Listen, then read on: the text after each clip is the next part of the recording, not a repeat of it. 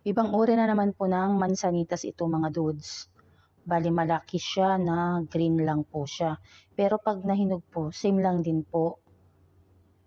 Ang lalaki po nila.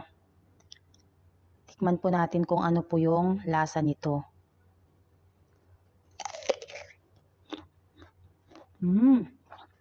Ang tamis. Alam nyo ba yung lasa ng apple at saka piras? Ganun po. Ang sarap po niya.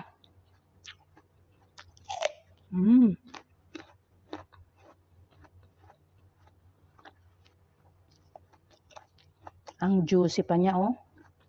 Tim lang din po yung buto niya, yung pahaba po yung buto niya. Yan po. Sarap niya. Tikman po natin yung medyo hinog. Ang tamis.